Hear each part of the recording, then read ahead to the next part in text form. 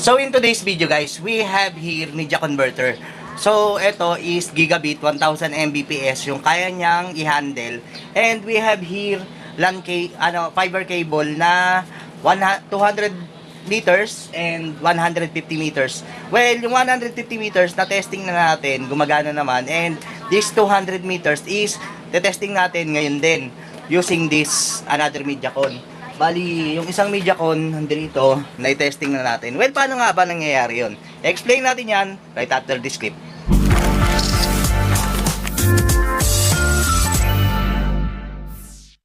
From there, maglalagay tayo ng LAN cable. Ito, naka-ready na siya. So, actually, naggagawa rin ako, dami, ayan o. So, apat kasi kailangan natin. Kasi dalawang portion yung isang 200 meters i-deploy, isang 150 meters i-deploy.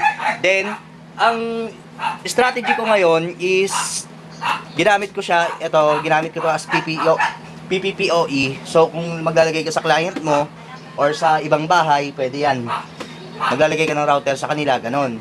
Well, ginamit ko lang to para pan-testing, but then ito is para sa sub-bendo natin, sub-bendo 1, sub-bendo 2. So, papakita ko sa inyo kung paano siya i-set up, kung paano gagawin, i-orient ko sa inyo, isa-isahin natin. Set up muna natin, tapos pakita ko sa inyo paano gagawin, okay?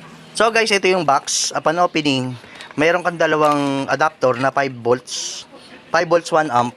And we have here media converter. Meron itong 100 Mbps, pero yung yung gigabit na yung kinuha ko, may 100 to 1000. So yung kinuha ko nito is 1000.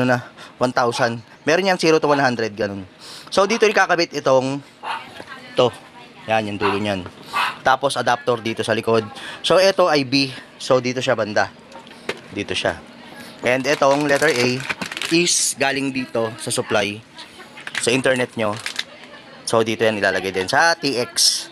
Pareha sa TX din ikakabit. So setup ko muna, tapos pakita ko sa inyo yung paano yung wiring.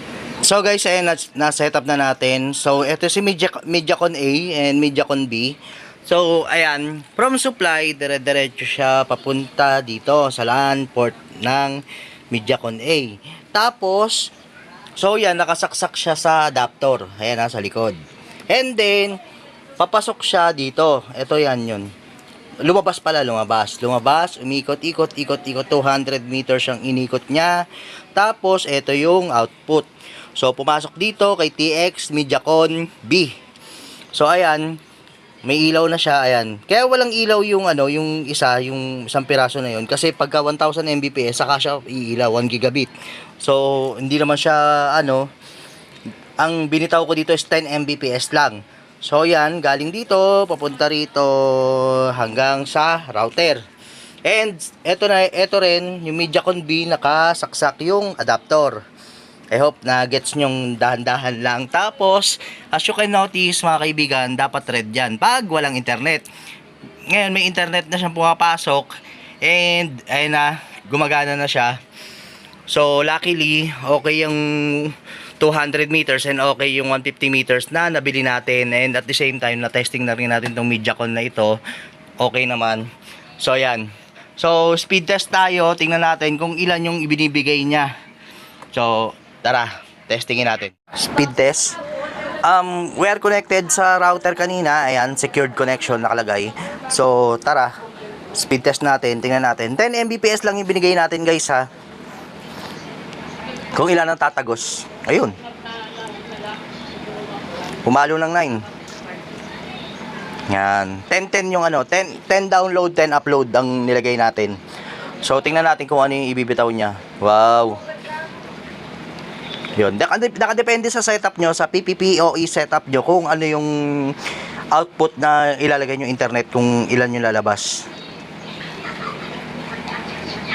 So guys, maglalagay tayo ng link sa description box. Magtatag tayo ng products dito, MediaCon na binili natin. At the same time, itong mga wires na to. Ito, LAN cable, kailangan nyo rin na crimped na, ha. Well, meron naman tayo mga crimping na mga gamit, tools. Maglalagay din tayo sa description box ng link ng mga item na ito para at least hindi na kayo mahirapan kung gusto nyo mag-deploy ng internet sa ibang lugar. Ayan. So ito 200 meters and 150 meters gumagana. As you can notice, ayan, nag-speed test na tayo. Umiilaw din naman kasi pagka ilaw nito kulay red. Pag wala siyang internet, pag hindi tumagos. So yun, at least meron kayong idea kung paano makapag-deploy ng wired sa inyong mga sub-bendo sa piso wifi. I mean, so yan. Or kung gusto niyo mag-share ng wifi, hati kayo sa bayad. Yun. So kung mahilig ka sa how-to, tutorial, unboxing, cellphone application, wifi, video kay e-bike, and all about technology, internet. So, just like, subscribe, and hit the notification bell para updated ka sa mga bagong tech videos na lalabas. So with that, maraming salamat po, and peace out.